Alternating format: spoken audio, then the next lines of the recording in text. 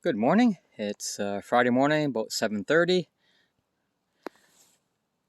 I got up about half an hour ago. I've taken down my tent already, uh, and just going to start breakfast. I said I looked at the forecast yesterday, and the chance of rain was small, and it's supposed to be warmer out today. But I'm looking at the cloud. Well, there's no sun. I see all clouds. Hopefully, it won't rain. But it is chillier. It's supposed to be the warmest day. Day I'm leaving. It's actually chilly. I've got my long sleeve sweater on underneath my jacket. Anyway, I won't do much filming today, so I'm packing up and leaving. If the clouds still look as bad, then I won't be going up to Johnnie Lake, but I will stop by the dam anyway to have a look. But as it stands now, full of cloud cover. I'm not doing the paddle up to the falls at Johnnie Lake. It'll still be there for another trip though. This morning I'll just be having breakfast, packing up and shoving off, and excited. It's only about a half hour, 35-minute paddle to the access point. The lake looks pretty calm. There's a bit of a breeze, but not that much, so that shouldn't really be a worry for me. So anyway, for those of you who were counting or wondering how long that the 230-gram bottle would last me, last night was meal number 14. This morning would have been number 15. It worked for about a minute, and then it ran out of fuel, so I'm on the second bottle. But, I will say that the 14 meals are based on, in the morning, I'm just boiling water to have a cup of tea often, some cereal and my dishes, so it doesn't take too long. It boils in about 3 minutes. And supper, again, is nothing fancy. I'm usually reheating something that's already been pre-cooked at home, so it saves me fuel that way too. But 14 meals, not using it at lunchtime, so that'd be 7 days for me, which I think is good. Anyway, boiling up my water for my cinnamon flavored oatmeal and raisins, and I will make some energy drink as well to drink. Well, it's just before 9 o'clock. My canoe is all packed up. All I have to do is put on my life jacket next, put my map book, and bring the paddle in, and off I go. You can see the lake is calm. Not much wind. Of course, I'm putting my butt jacket back on when I get out there. Didn't take an algae pill this morning like maybe I should have. However, looking at the clouds, I'm no expert on weather, but they don't look like rain clouds. But it is cooler out today than I thought it would be. But it's all good. I'm heading out, and half hour or so I'll be at my car and heading off to home, I think. Well, good morning again. I'm at the Johnnie Lake access point. Just came by to have a look at the dam and to check out what I didn't paddle. And I think I made the right choice. When you come to the dam here, there is no actual sign for the portage, but you can pull out so just over here a ways. However, driving along the road, you can see the river, and there are multiple trees that are down, so the quite a few leftovers. And this gives you a bit of an idea with the downed trees. It's not the worst spot. You can go around this tree here, but there's more over there, and past the bend you'll see more downed trees.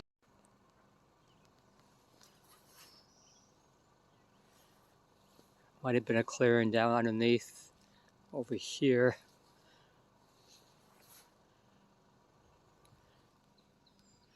Lots of down trees here over the creek. Pretty shallow too. I can see the bottom here.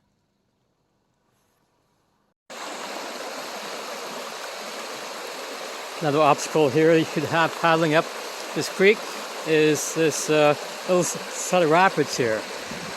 You'd have to get out of your canoe and line it up here. The road's right behind me. But this would not be a leisurely paddle for sure.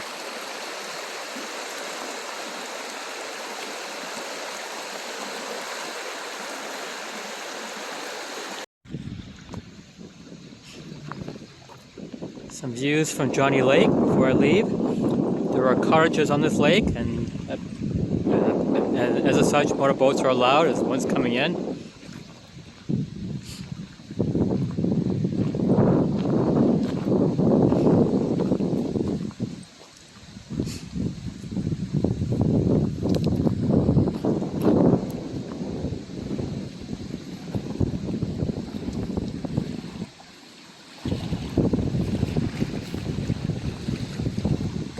The dam is just up here to my left.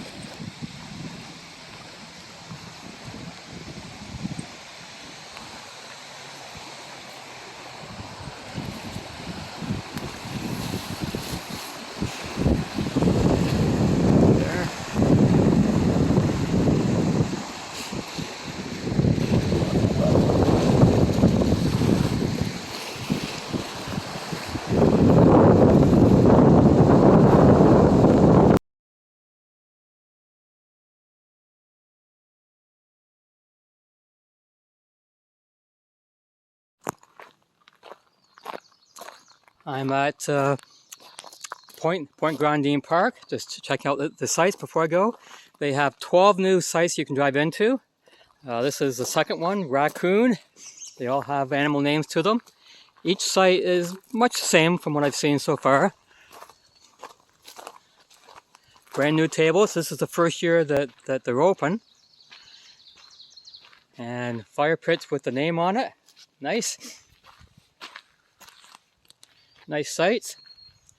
If you have a trailer, it's ideal for trailers with the stones on it. For tents,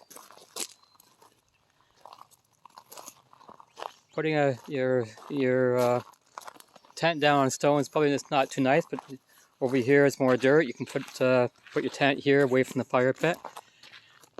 The sites are further apart than you have at parks at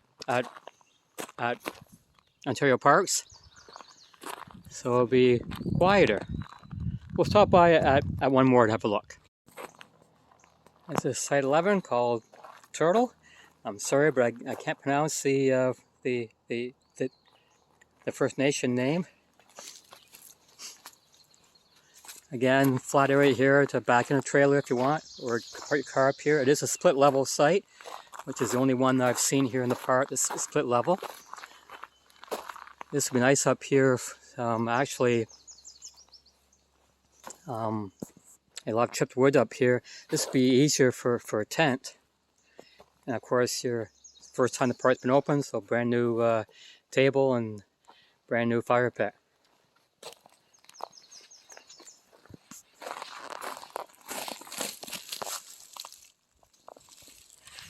They put a lot of detail in this park here. This is a nice site. This is the last site I'm going to visit. This is the Eagle. And at first glance, I think this is the nicest site. Again, if you're bringing a trailer with you, which I don't do, you can back your trailer right up into here, no problem. There's no hydro in the park, but it's a deeper site. You've got room over here for your tent. Again, nice table. Nice fire pit. and more privacy than you'll find at Ontario parks.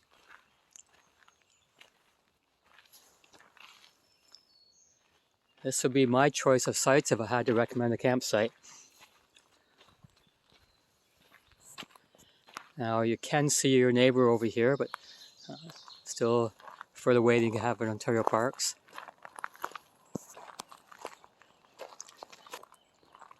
They have lots of trails here for hiking. You can do a backpacking trip. Also, they have a number of sites you can paddle into. I was here 2 years ago. There are a couple waterfalls here, obviously, I wanted to visit. So this is a great park. They also have an eco cabin. I'll stop by there to have a quick look. Brand new washrooms. Brand new washrooms here. This is the Ninis and Kui.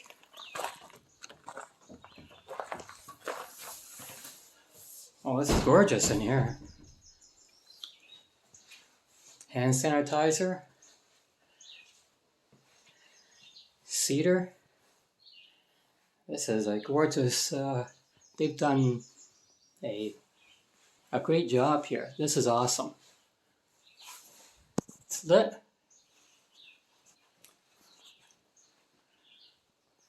They have a list of the rules for the park, which is similar to what you have at Ontario parks.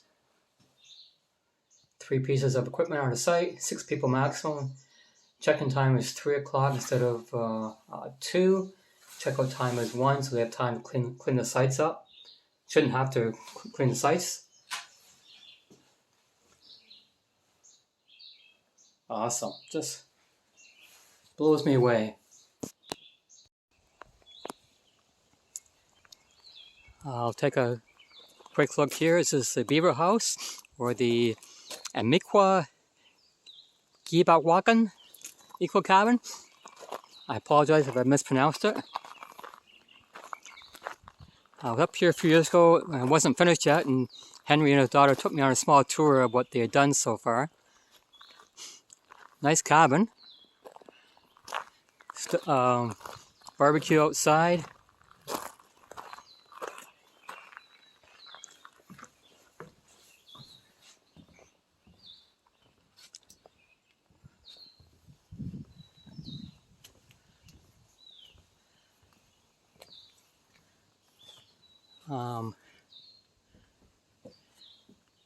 I believe this is a outdoor shower.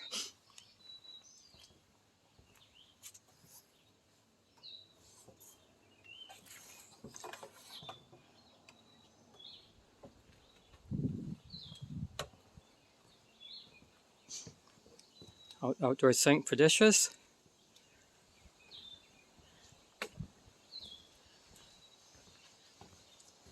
It should be locked, and it's locked, yeah. Don't think that any... Oh, there we go.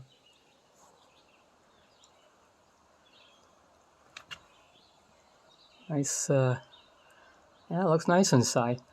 Yeah, the stairs go up here to bed. Table, couch.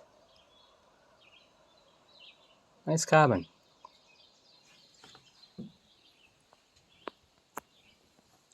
Point Grondine, First Nation Park. You should check it out.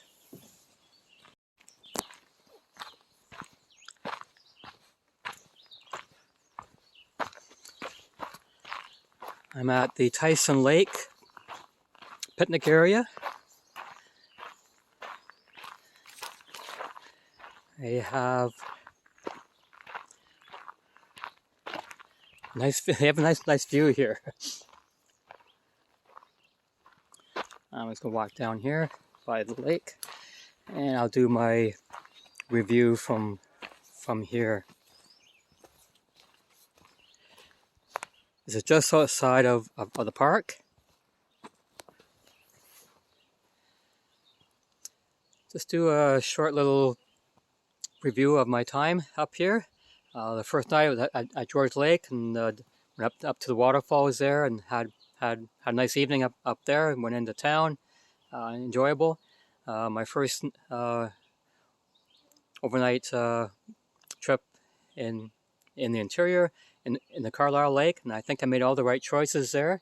Nice little waterfalls by my campsite I enjoyed, and then finding the waterfalls behind me on Ontario Lake was a bonus. I chose not to paddle up up to Johnnie Lake, and turns out it was the right choice to make. Seeing all the down trees there, the shallow water, would not have been enjoyable for me. But going up there afterwards and seeing the dam area, oh, lots of bugs here. Visiting the dam area was nice. Stopped by at Point Grondine Park, and they were very generous and allowed me to drive through to see all the new campsites that they have. And you saw they've put a lot of detail into the fire pits and into the washroom. It's awesome, and I would highly recommend people stay in there. The only downside you might be is their design, I think, mainly for trailers, even though there's no hydro there because of all the gravel. But there are 2 campsites that I looked at that had either some, the one had a lot of crushed wood chips. Be nice to camp on. But heading home now, and say this for my first time in of the year, it was an awesome trip. See you on the next one. Thanks for watching another Camper 69 video. I really appreciate it, and I appreciate any comments that you leave. If you like the video, then click on the like, and thanks very much for watching. Bye bye now.